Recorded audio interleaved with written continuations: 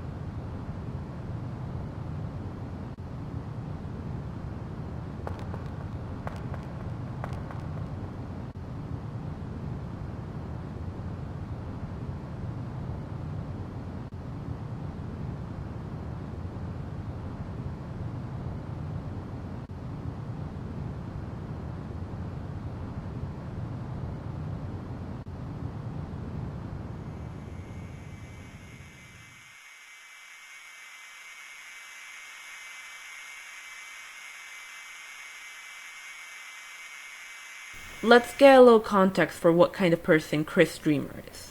They are a quiet, creepy human kid adopted by the Dreamers, who are a very notable, very well-liked, very respectable family. That family is now divorced. Chris, despite their behavior and despite their general standoffishness, generally well-liked. Not particularly understood, Chris's status as the sole human has given them a bit of a weird reputation. I don't think they have any close friends outside of their family or Noelle. Their relationship with Azriel is extremely notable, given that Azriel is the town's future big shot and the best thing since sliced bread.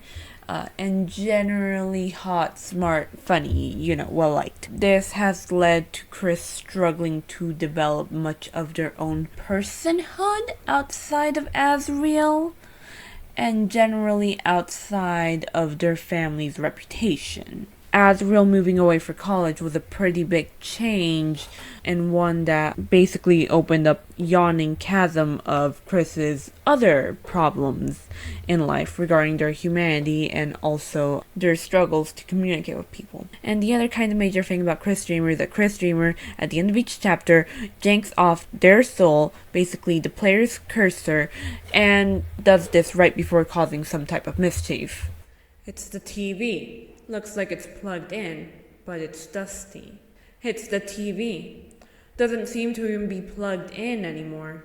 Pretty conclusively, Chris plugged in the dusty television set last night in preparation for the creation of their dark fountain, which is an interesting amount of foresight, given what we know happens the next day.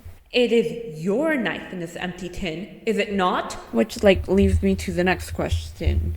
How does Chris know what they know? I haven't found any of the common fanon theories to be, particularly fulfilling. From the perspective of the audience, Chris's behavior is erratic and scary, but nothing else. From Chris's perspective, their own behavior is much more important. Chris's friends and family, people who exist on the same level of reality as Chris does, they're not going to take kindly to Chris springing a knife on them. And they are definitely going to have questions about being the knight and all. I don't necessarily think they would with hostility towards Chris. They care a lot about Chris and they want Chris to live a good life as part of Hometown. On another hand, the way Chris behaves isn't normal, and it's not normal in a concerning way. So, what's next? The pie. We already worked quite hard, have we not? How about we finish it later? Okay. Then, guess I'll walk home? Oh, no. There's no need to do that. Oh, actually, Susie, would you like to stay over? The facts of Chris's actions as I understand them. Chris prepares for the creation of their dark fountain since the ending of chapter 1, having found that the television set needs to be plugged in, and prepares accordingly. Their behavior tells of an uncanny ability to think ahead, slashing the tires on their mom's car to concern her into pushing Susie to stay the night over. It's also very telling of an inability to communicate, given how convoluted their actions are. You can't ask Susie to stay over. You have to scare your mom to tell your friend that she should stay the night over. Importantly to all of this, that no matter what the player does, no matter how the game has gone, Chris's actions stay the same. There is no action the player can take, which includes grooming Chris's friends, and learning the power to overwrite Chris's will to change this. Which means that Chris's behavior is, no matter what, Chris's actions are an escalation of tone and stakes from previous chapter, which allows us to cross out that Chris's behavior is motivated by curiosity or desire to have fun. Okay? Which leaves us in complete speculation territory. I'm going to give my best try at guessing what's affecting Chris in this way. Chris has been given knowledge of future events by a higher entity, one which I'll name as an extension of W.D. Gaster, and furthermore is being tasked to manipulate their friends and family in preparation of a future deadlier ultimatum. I have been given reason to believe this might be the case, given that Chris's behavior is notably monotone and expectant, as if they've already seen everything before, as if they knew the medium their life is confined to. Blue person, you can choose, since you look like you don't care. Chris, I bet you're very good at games, aren't you? Gaming is my life. Well, wow, Chris, your passion is amazing. That was the most monotone response I've heard in my life. The inscrutability of Chris's motives gives us a hard block in theorizing and analysis. What is the nature of the entity testing and alienating from their relationships around hometown? I call this entity Gaster's representative, but that's not really an answer. Gaster isn't really in Deltarune so much as in the lore around Deltarune. And basically any other character that has the same level of power as Gaster and ties to Deltarune is as equally unknowable as the Doctor himself. One of the few ties of WD Gasters that is somewhat knowable is the Holiday family. The other notable family in hometown, which includes the mayor, Dolph Rudy Holiday, Des Holiday, and Noelle Holiday. The last of which is Chris's friend, and also for various other reasons I will not get into here, probably has encountered something really spooky in the bunker at the bottom of the town. Basically, every other member of the Holiday family is either out of commission or completely unknowable, or both in the case of Des. But luckily, Noelle is an active member of the narrative and can, in fact, tell us something very important about the nature of the night, and therefore, about Chris. Wait! Why'd you capture Noelle? I would have captured you too, but I ran out of cages. Why the capturing? So that she may become my willing peon. Also, maybe I will make her face into a robot one? A lot happens to Noelle in Chapter 2, including the worst set of triple truths that any Christmas deer has ever had the pleasure of untangling, but only two aspects are important. A. Queen is obsessed with Noelle, and with turning Noelle into her pawn, maybe willingly. Probably not if the dozens of wired plug boys are any indication.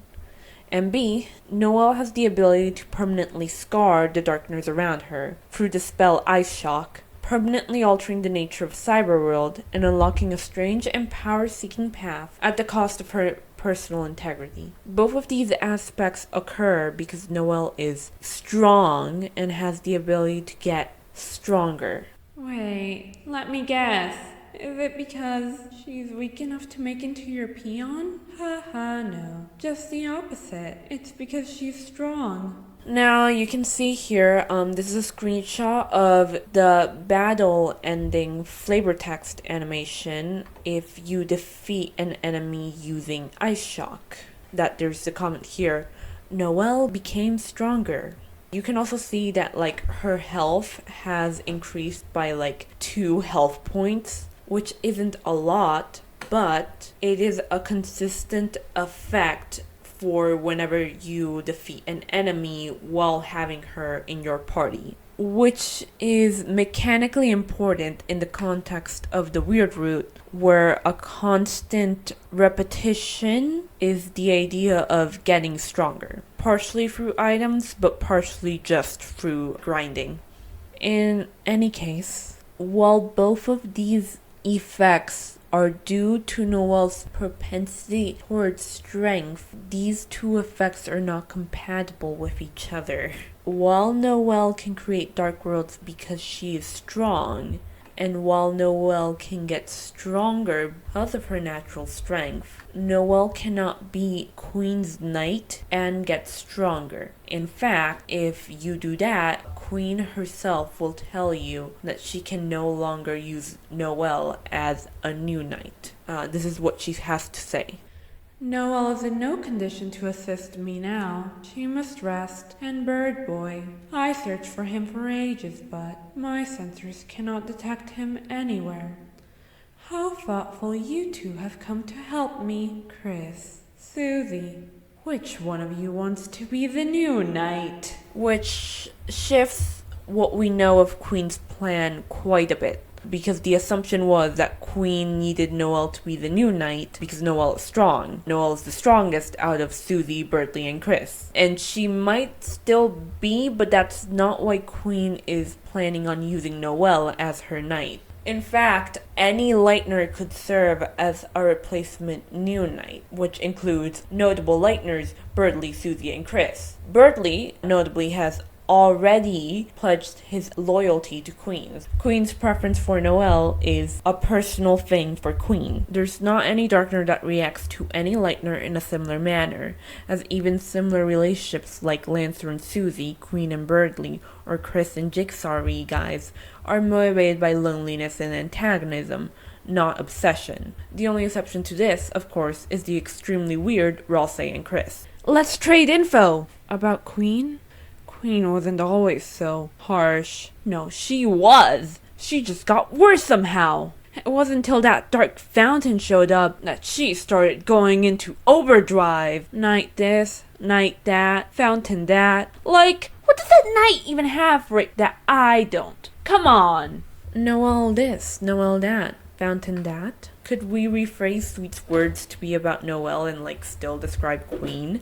Yes, Queen refers to Chris and Susie as the new knight, given their potential to usurp the roaring knight. While Birdly never gets such an offer, he's not usually around to hear it. Noelle is not referred to in such a manner, and her capacity to create dark fountains in alliance with Queen are taken as a given. While this might be enough of Queen's role as an universal mother, we should also suppose that Queen has reason to believe Noelle serves as an extension of the Roaring Knight. The reason I believe Queen's fixation on Noelle is an extension of Queen's fixation on the Knight is that Cyberworld seems to have an awful amount of knowledge of Noelle's subconscious fears and regret. Even Noelle's partner, Birdly doesn't get the same amount of focus or even just extremely targeted dream nature or extremely targeted illusion. We can see here that two of the enemies we can fight in Cyberworld are Vita Vita-kun and Ambulance. Beta Beta-kun and Ambulance are fighting each other. Beta Beta-kun is a computer virus and a sick escapee, and by foiling with Ambulance, a criminal. Ambulance is very clearly a type of police officer, a firewall, and a type of doctor or nurse. This is probably just a way to creatively design a computer virus and a firewall, except for the fact that, oh so coincidentally, Noelle has a strained relationship with the hospital and with the police force. The hospital, because one of her parents is very sick, and Noelle's other parent, while mostly absent, has notably, if weird, relationship with the police force. And while I cannot conclude that said relationship is always positive, it does seem that the mayor has personally chosen to maintain the police force in a small town with no crime. I was so scared that I would get electrocuted and die from the wires. I was actually always afraid of electrical sockets, too, because I thought they were looking at me. Come on, I wasn't a weird kid, I promise. I got over it after that. One of the other notable coincidences is that Noelle, when she was young, used to be scared of electrical sockets because she thought they formed a face. That face was something evil watching her. Coincidentally, in Cyberworld, there are these monster enemy guard things that are plug sockets that turn into weird smiles. Main notable weirdness in Cyberworld that makes me believe it is based off something more than technology is that Noelle's room has a window to the sky. That sky has a sports ball for a moon. Sports ball which has literally no relationship to the other technology aesthetics of Cyberworld. What we do know is that Noelle has a sister, and said sister was quite a tomboy and always went around with a baseball or waffle ball bat. I always wanted to go someplace new, you know? And Des always told me she'd take somewhere like this. And I say all of this because it makes this moment in Cyberworld where Chris and Noelle wander around these gate things with letters popping up in the background, letters that spell December, very notably weird. And I suspect, as Noelle is feeling nostalgic for hanging out with Des and Azriel and Chris in the forest, and the puzzle even seems to warp Noelle's physical form back into her younger self. And kind of importantly for everything I've just said, this deep subconscious analysis of Noelle that Queen and Cyberworld seem to be doing, this does not apply to literally any other Lightner. It's a vacuum-powered book from Search Query. Losers! This library sucks! Burley, as excited as he is to live in a technological wonderland, gets extremely frustrated quickly, and Cyberworld is just all of Burley's frustration. I suspect the reason for the amount of Noelle's specific neuroses is that darkness takes shape thanks to the Knight's will, ergo, the Knight's collective unconscious. The collective unconscious is a term from Jungian psychology, which states that much in the same way that a person has repressed memories and emotions, things which influence a person's behavior in the things they desire to obtain or the things they unconsciously avoid, but that may obstruct day-to-day living. A human society has repressed ideas and neuroses. The most obvious symptom of this unconscious is the creation of archetypes, human symbols with specific attributes that reappear throughout different eras and different cultures. You will notice that the knight is a specific archetype in Deltarune and in popular culture. Another aspect about the collective unconscious is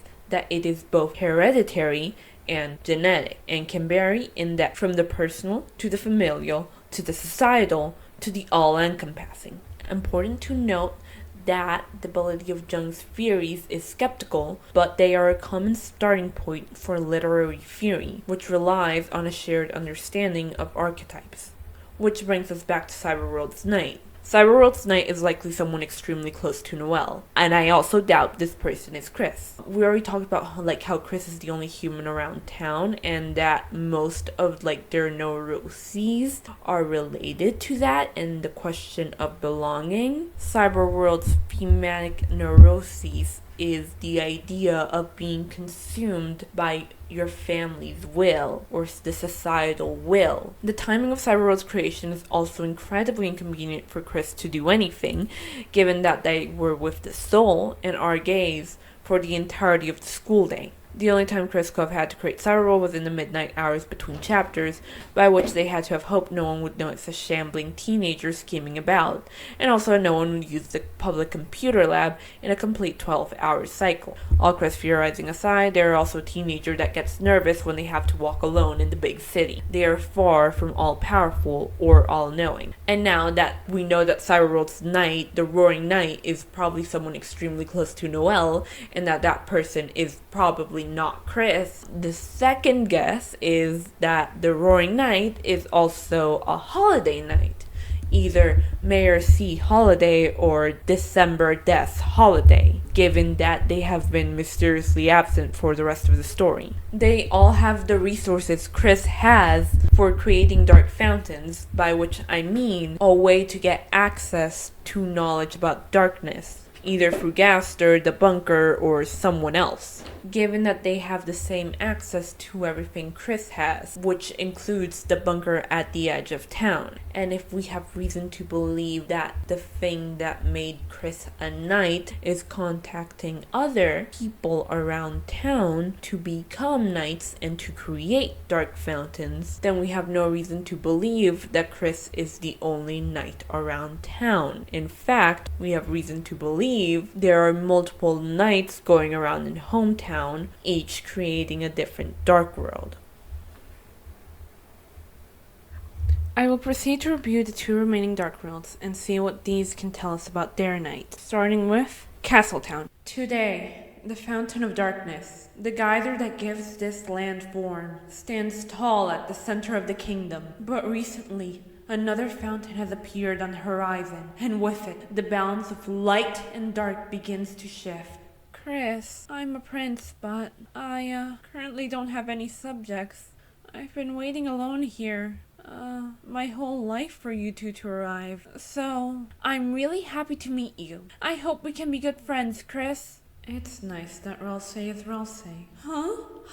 No one's ever said that to me before. I mean, everything's a first for me, but it doesn't have to be a goodbye, Queen. Chris can take you back to our castle town. You and all our recruits can live there. Castletown is stupidly mysterious. It breaks pattern from everything we know about dark worlds, given it contains 1. Darkner, Ralsei, and 0 of its own themes and identity. In fact, Castletown is not defined by its night or its darkners, but by its narrative function as a hub area that stores all of our darkner friends who we forcibly relocate to move there. Conveniently, no one is too hurt about this. Also much more conveniently, Castletown is argued to be both the first and the pure Dark Fountain, with every other Dark World being dangerous to the balance of the world and unable to house Darkners effectively. Its main inhabitant, the Prince of Darkness, Ralsei, can claim to similar convenience, has the knowledge keeper of esoteric lore,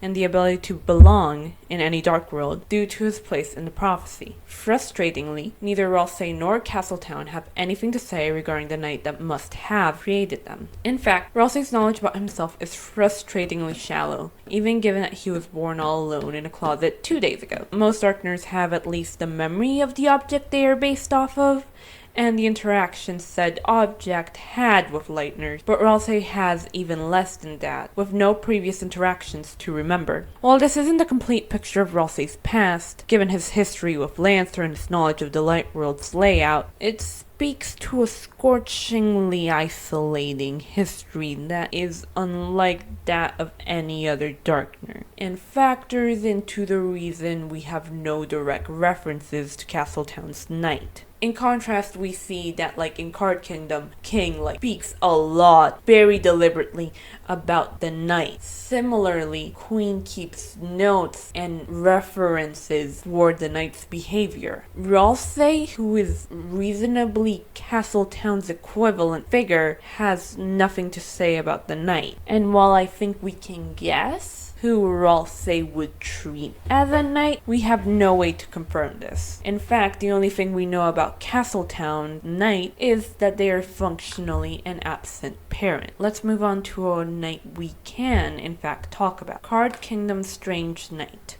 The unused classroom. How do we get here? The door is locked. Playing cards spill out of a deck in the closet. A strange knight. In direct contrast to everything about Castletown, the origins of Card Kingdom are pretty straightforward. There was an old kindergarten classroom, probably used by Gerson, if Alvin's drawing means anything, and this classroom went into disuse after Gerson died. As the room itself was bare bones without its teacher, it was quickly abandoned to become makeshift storage, leaving all of its equipment to rot in the dark. The question that I have now is, was this room abandoned in a state of disarray? Sean's words can clarify a little, at least from their perspective. Don't have anything better to do.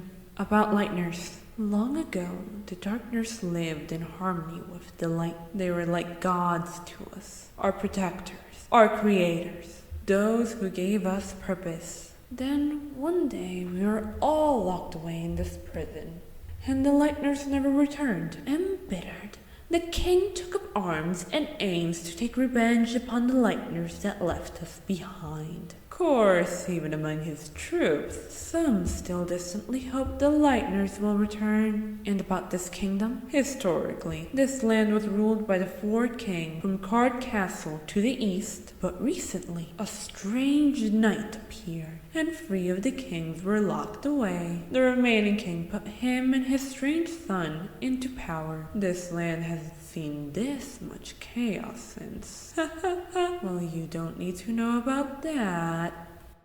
Sean says the strange knight was the cause of the sudden chaos in Card Kingdom, as it was the knight that both locked the other kings away and elevated Spade King as a ruler. Of course, there was another source of chaos in Jevil's mayhem, but we are also given no time frame between these 2 events, or even the distance between these 2 events and the day that the Lightners abandoned the Darkners. Is it reasonable to source this chaos to the night? We know Darkners can be manipulated by grabbing their Light World counterparts. In the most basic level, displacing a Light World object is a way to forcibly relocate a Darkner. Likewise, we see Chris manipulate the objects around their living room right before creating a dark fountain. To what ends, we're not completely sure. But the logic in personally turning on the television set right before creating a dark world is easy enough to grasp. they can personally bless a Darkener with the Knight's grace before the Darkener can fully understand the Knight's will, with the result goal of inspiring a very specific Darkener, in this case the television set, to embrace their mysterious Knight's silent will. It's a throne. It seems to have been damaged in a struggle. Is this what happened to King Spade? The way he speaks about the Knight makes it seem a lot more personal, but there's no reason to believe anything different occurred. You tried to reason with the king. Silence, Lightbringer. Your very existence goes against our own. By the Knight's will, I shall shatter your heart to pieces. It's an ironic grace that the Knight gave him. King Spade hates Lightners, but according to Queen's explanation, only Lightners can be Knights. How can a Lightner conflate their will to that of a hateful tyrant? This results in the very Strange Knight. Much like the Roaring Knight, the Strange Knight has long left its created Dark World. Card Kingdom is a bit simple, given it is some tutorial, and given its Darkners are based off children's playing cards and board games. There's not a lot of specific psychoanalysis beyond something more abstract regarding Susie and the tyranny of parents. The most notable bit of personality is the state the abandoned classroom was left after the Strange Knight's dark fountain. We know from Cyberworld that while disarray is not the normal state, a dark fountain leaves a room in. It looks like someone was rummaging through the abandoned classroom looking for something with more than a little bit frustration. It looks like they had to settle for the king's loyalty. And this poster right there that is like so very conveniently missing. It like literally left like a shadow of where it used to be. Looks like the library's state-of-the-art public laptop. Someone left it on. It's a computer. A dolphin screensaver is advertising some kind of malware. It's nothing but a blue screen. Looks like it crashed. It's a computer. The monitor is flickering brightly. Someone tried to check their email, but the internet is down. It's a recycling bin. Looks like someone accidentally printed off a lot of useless emails. The computers are in a very normal state of malfunction, given that this is a public computer lab with an early 2000s knowledge of technology.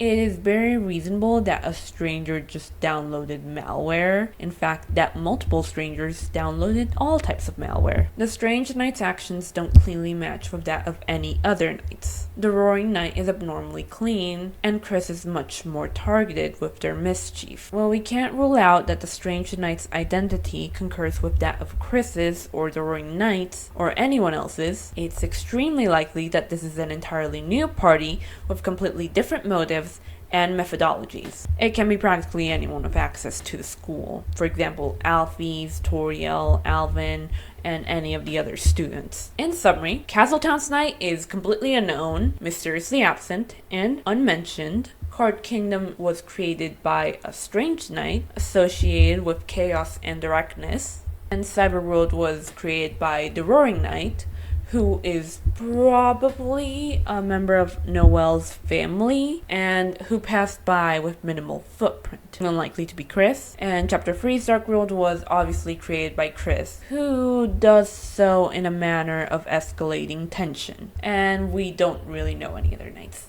Miscellaneous Knight Facts. A character's knighthood seems to be individualized for their specific complexes, history, and needs. Potential knights will carry iconic knight titles, use different blades, and unleash differently shaped dark fountains in their way to spread darkness across the land. For many of our Lightner cast, knighthood has a specific allure that comes from being able to spread darkness across the land, which doubles as the ability to spread magic.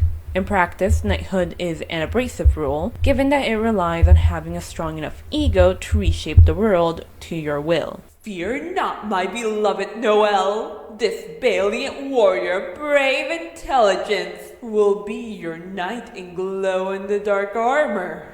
Mean girl, won't do anything but fight. Dark Knight does damage using dark energy. This is Susie's class title before her fight with Lancer, and this is Susie's class title after her fight with Lancer. I wonder if this world wouldn't be so bad. Well, we see here at the end of chapter 2 that the ability to create dark worlds is considered special by the Lightners. given that the We make ability so to many spread friends magic, here. You know, to spread I've never darkness, had to an adventure spread like this before. fantasy is deeply cherished by people who do not always have those and things. battles and magic, where everything can be healed with a low spell. And no matter what happens, no one tells us what to do. Gosh, yeah! Darkners definitely feel the allure of the knight, as the knight presents the chance to get their feelings across to the lighteners. Instead of being an object, they can be a person, telling the knight directly what they want and what they need. The knight becomes a mythological figure, envied and idolized by all. This mythological figure is just as easy to villainize as it is to idolize. In both cases, they reinforce the magnetism and charisma knights are supposed to have. And that magnetism, that charisma, easily converts into egomania. Then, Noelle, let this be my real apology. Concentrating my will into this blade, I will make a new fountain and unleash a bright future. A future that shines for us. A future whose brightness is born from darkness. A strong will, a strong ego, is an implicit requirement of knighthood, and that's what gives the knight the power to reshape reality. This means lighteners with big egos, such as Susie and Bertley, are specially fitted towards becoming knights. As an aside, notice that when Bertley gathers his will to create a dark fountain, the aura around him is this green and white sparkle effect, which gathers around his halberd. The halberd is already different than the knife queen stereotyped as the knight's blade. Notice that Chris's knife has a wicked shine about it, which tracks a string of stars to string themselves above them. These stars burst into suspicion-looking eyes. Royal pin, a brooch engraved with queen's face. Careful of the sharp part. Noelle could have technically used Queen's Pin to create a dark fountain, but she never does, mostly because it's really personal. Chris's dark fountain opens up in 3 stages. First, they collect their will, then they stab the ground, unleashing a pillar of light, and lastly, the smoky gas starts pouring out of the hole they stabbed into the ground, filling the room. There's so much smoke, it's hard to tell who it is. Note that this is distinct from the Roaring Knight's dark fountain, as this one was documented to have twin ribbons of smoke unleashed at the same time as the pillar of light. Fear not, your knight in glow-in-the-dark armor is here! There's so many contrived rules regarding knighthood in Deltarune. There's a lot we don't really understand quite yet, and so much that's going to be revealed. It's really easy to get overwhelmed with information, and so much is just kind of useless. Bertley? What's all this about elements and matching wills? Isn't Chris the Knight and our personal antagonist? Why are we discussing so much information that hasn't been confirmed yet? Chris, Susie, my energy is still too low to help you fight. Part of this discussion comes from the fact that the knight is an archetype and one that will give many buried reactions. It feels important to document such a buried and multifaceted archetype. On the other hand, the idea of Chris as the knight and the player's antagonist struck a nerve in the fandom. It combines a lot of the build-up Chris has built up over the course of just 2 chapters, given their erratic and stoic behavior, and also their very literal knight get-up. So I found help for you! Behold!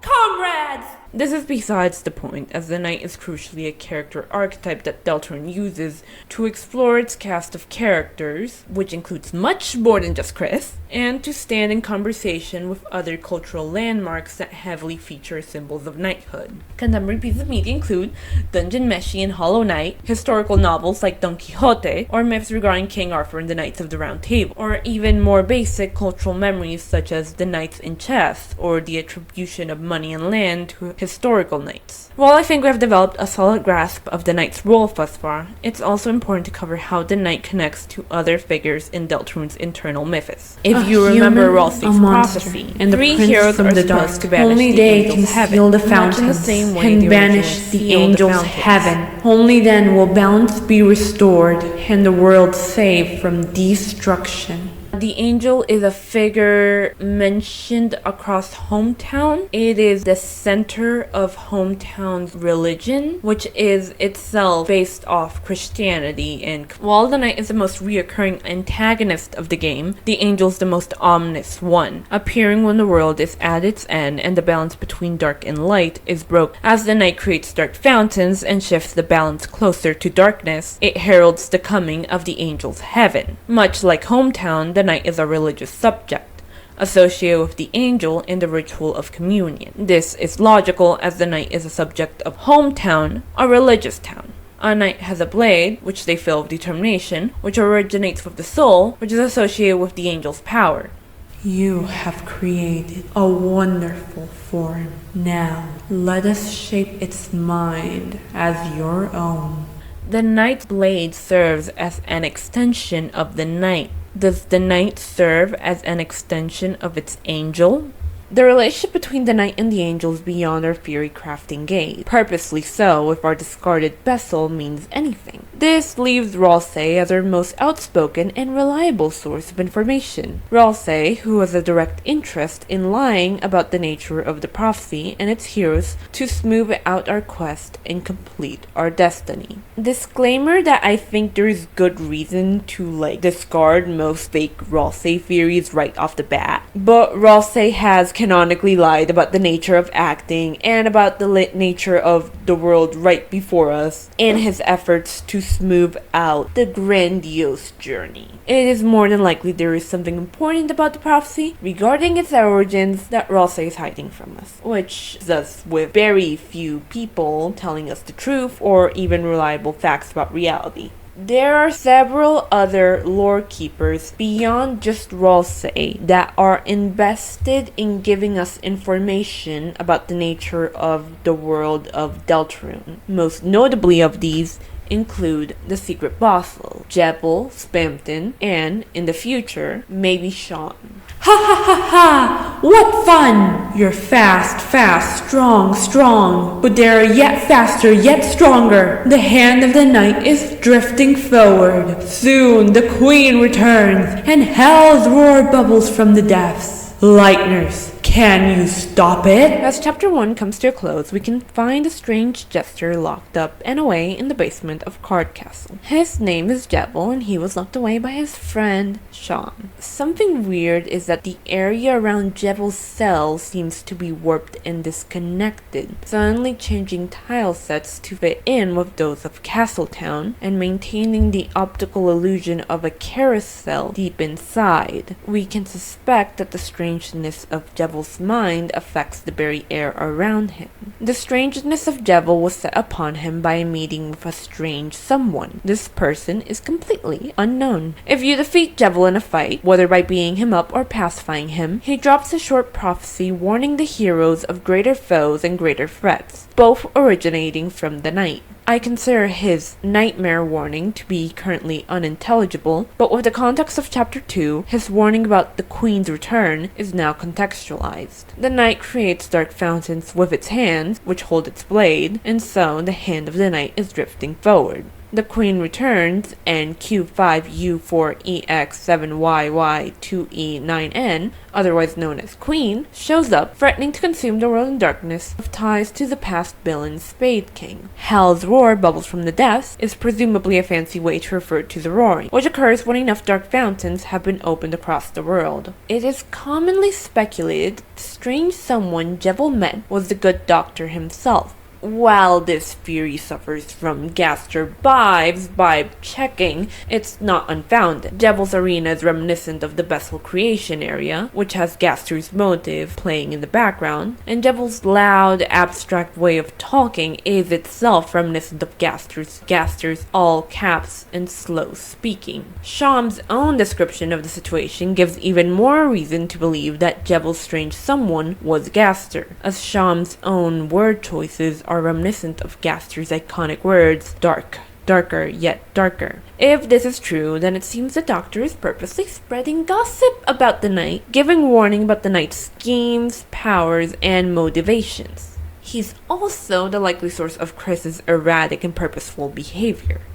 Before we continue, there is something important that we should establish when talking about Gaster. 1. Gaster does not exist in Deltarune. There is no character named Gaster that exists in the actual game Deltarune. What we have is Gaster vibes, and characters and odd figures with Gaster vibes, which we can then accuse of being Gaster or somewhat Gaster or maybe influenced by Gaster. The thing I want to establish right now is just there is no Gaster, there are only figures Gaster vibes. And while we cannot be confident that any of these people are Gaster, we can also state this person functions like Gaster. And this is because meeting Gaster, quotation marks, is a transitive property. About Jebel, he was a funny little man. Once the court jester, I the court magician. A friend? Could I consider him a friend? Perhaps, perhaps not. But he was the only one who matched me in the games we used to play. One day, he met a strange someone, and since then, he began to change. He started saying bizarre things that didn't completely make sense, didn't completely not make sense either. Soon, he began to see the world as a game, and everyone as its participants. So it seems that Jebel met Gaster, or someone we have cause to believe is Gaster, and Jebel was both changed and transformed, gaining attributes we know Gaster has. My awareness about the nature of Deltarune as a video game is the most obvious, but there's also the speech quirk and optical illusion arena that are reminiscent of the Bessel creation sequence, one of the few hard evidence Gaster sightings. As the court mage and his only companion, I was forced to lock him away, or rather, lock us all away, in his own words. Since that time, strange words he said have stuck inside my cotton, and my view of this world has become darker yet darker. Now Sham met and confronted Jebel, and in that way, quotation marks, met Gaster. And Sham was forced to contend with the brutality of the world they live in, that the world of darkness is both fundamentally ephemeral and has a given purpose. And Sham was fundamentally changed by that confrontation. Now, Sham occupies a similar role to Gaster, serving as a mysterious and scatterbrained mentor figure, and one that holds the potential to destroy us in a fight. It's affected Sham's physical appearance as well, given how tattered they are. Their buttonless eye droops in a similar manner to the Mystery Man sprite, and the scar of their button eye is reminiscent of that sprite's markings. So it would be true to say that Sham has been gastered by their confrontation by Jebel, in spite of having never met Jebel's strange someone themselves, because confronting Jebel in such a fashion was equivalent to confronting Gaster. Reflecting on these old memories, I think perhaps I miss playing games with him. And I wonder if I hadn't been asked to lock him up, would I have found a little more purpose in my life? If Jebel has the meta-awareness Gaster has, and Jebel becomes a vector for Gaster's philosophical position, then meeting Jebel is equivalent to meeting Gaster, and Gasterification is a real thing because meeting Gaster, quotation marks, is a transitive property. Useful for cases when I cannot prove two parties are equivalent, for example, the Eggman and Valentine's teaser, but I can prove these parties individually pass the Gaster vibe check, i.e. through manner of speech, pronouns and titles, associated symbols, implied physicality. Gaster, as he is currently written, exists only as Gaster vibes and a vibe check. I don't believe every Gaster vibes character is actually Gaster, as there's a lot of other characters lurking in the shadows of Deltarune, i.e. Asriel, Das, Gerson, and others have clear individual identities, i.e. Chris, Noelle, Ralsei, and so these characters can betray their Gaster vibes. But it is useful to mark characters as functionally Gaster, see Jebel, Spamton, Sham. Through this process, Gaster spreads his influence across Deltarune, and can communicate with us, Chris, Noelle, Susie. Let's talk about another odd figure. Spamton's phone guy. Somehow he made the right phone call and found someone. Or was he found by someone? They must have been helping him because suddenly he was on the phone all the time. It seems like whatever was helping him disappeared and everything came crashing down. The day he was to be evicted from the Queen's mansion, I went to his room to check on him, but he wasn't there. There was only a phone hanging off the handle. But when I put the receiver to my ear, there was nothing but garbage noise. You tried to call on the cell phone. It's nothing but garbage noise. You accept everything that will happen from now on. This is a functional gas. He does not actually exist beyond his influence over Spamton. He communicates exclusively through the phone, is implied to operate through Faustian bargains, and leaves behind a garbage noise, which is the background noise for the legendary Entry 17. He also has gasterified Spamton G. Spamton, much to Spamton's frustration. Spamton's phone guy is not evidenced to be the same strange someone that Jebel met. These two operate differently and thus reveal different truths to Darkner. Spamton gets his shadow crystal from the Neo body he worships, while Jebel seems to have gotten his crystal directly from his contact. And Spamton's phone guy has told Spamton something interesting regarding the Knight. Let's make a deal. About the Knight. Speaking of communion, Chris, did you know that the Knight... No, I'm sorry, I didn't mean to. Too many excess vacation days. Take a goddamn vacation straight to hell. This is a curious reaction. It follows the same level of clarity whenever Spamton talks about hyperlink blocked, though the nature of the interruption as a painful intervention is different enough. There is some other similar events, such as when Spamton gets a call interrupting his monologue, or when he becomes a vessel for Deltarune's forgotten code prisoner, or when Spamton suddenly forgets about the Knight's existence. There's no way to differentiate these events from Spamton's normal interruptions, or whether they are different external forces. This intervention, however, does contradict what little of Gaster's machinations we can rule out. Gaster wants to tell us about the Knight. Gaster presumably also told Chris about becoming the Knight as well. It seems there's someone else running about with Gaster's level of meta knowledge and influence. And sadly, we also have very little to say about them, given their relative shyness. Back to Gaster, because there's one thing we can confidently say about him. It's cold. It's as if everything had been enveloped in a black wind. You didn't realize it yet, but it seems that there's someone who wants to talk to you. Welcome. Have you been looking for me? How wonderful. I've been looking for you as well. I have something I want to show you, but it is not complete. No, it is far from complete. Thus, I have a small favor to ask of you. At that time, I will ask you a few questions. Then, using your responses, we will approach its realization. Thank you for your time. I will be in contact again soon. He is behind the tree. He offered you something.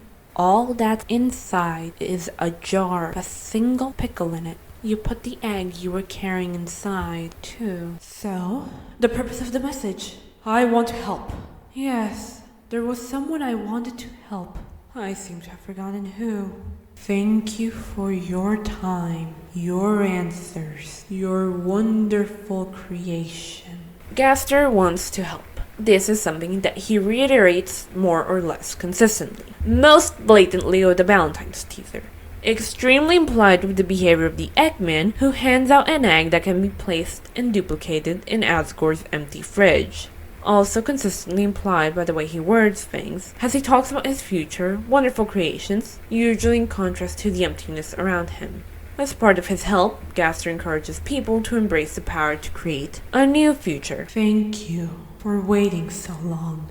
After all, you and I, we have both been waiting such a very long time. So to be here, finally, on the verge of connection, is quite exciting. I look forward to creating a new future with you. Now, show yourself, Deltarune. It appears you have reached an end. Will you try again? Yes. Then the future is in your hands. Gaster's words are echoed directly by Birdly. Concentrating my will into this blade, I will make a new fountain and unleash a bright future. A future that shines for us. A future whose brightness is born from darkness.